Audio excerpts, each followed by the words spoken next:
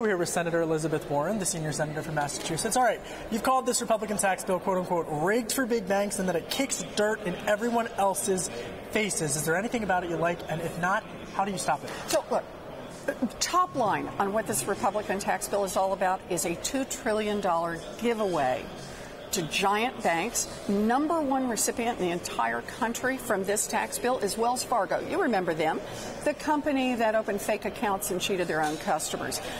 Number two recipient is overseas investors, wealthy investors who stand to make about $700 billion from this. Can you stop it? Oh, but let's do the third one. And the big multinational corporations who get a big incentive in this tax bill to put more jobs overseas and fewer here at home in America. So, can we stop it? I don't know, but I'll tell you this, we're sure going to be out there trying. One of the things that Republicans are saying, Senator, is that you have to lower the corporate tax rate because we have one of the top in the world, if not the top, and that if by doing that, they'll be able to draw back businesses from overseas to here in the United States. Are they right about that? You know, that's one of the big lies that they like to tell about this. Let's be clear. The tax rate for most of these big corporations runs around 19%. That puts us right in line with Germany, with Great Britain.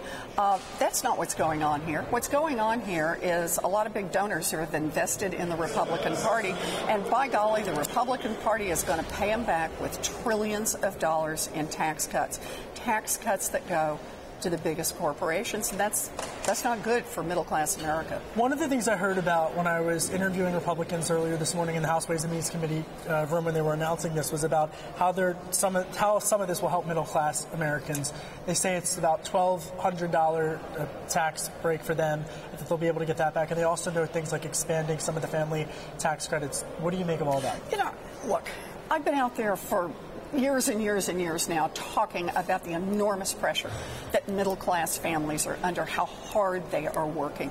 And if the Republicans were really serious about let's do a tax overhaul that really helps middle-class families, man, I would be there.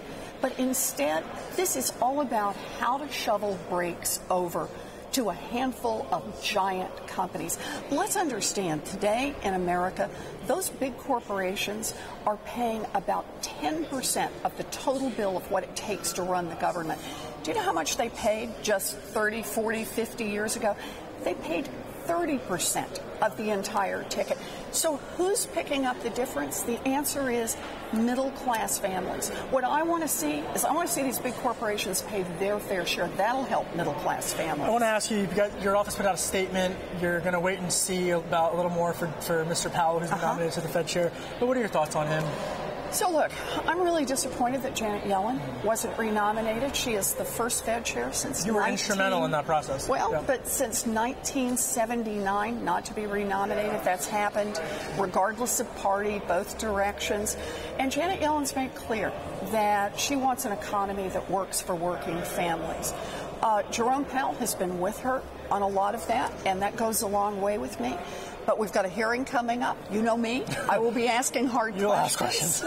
I will be asking hard questions and see what he has to say. Let me ask you one more final question. Just in terms of perspective, it's Thursday. We have a tax bill today. Yeah. On Monday, there was an indictment against President Trump's former campaign manager, Paul Manafort, as well as several others. There was a terrorist attack this week in New York City. Put in perspective for me and our audience about where you are in terms of this week. Put in perspective this week. You know, it's this week and every week. It's about how it is that paycheck-to-paycheck families are going to make it in this economy. And whether this government right here is just working for those at the top, is all tangled up in its own politics, or whether it's out there actually trying to work for working people. You know, just last week, there was something that Congress brought up, and that was this question about forced arbitration. And that was a battle that had, on one side, all the veterans groups, active duty military, AARP, consumer groups, people. And on the other side, a handful of giant banks. And the Republicans said, as between those two, we're going for the banks. Boy, what that tells you is this is still a Washington that works for a thin slice at the top, works for those who can put in lots of money lobbying, but it's not working for the rest of America. Senator Elizabeth Warren, who gave a floor speech on that night, on that very issue, that went viral and went very viral, actually. But we very much thank you for coming on Bloomberg Television. Appreciate your time as always. Thank you, Senator.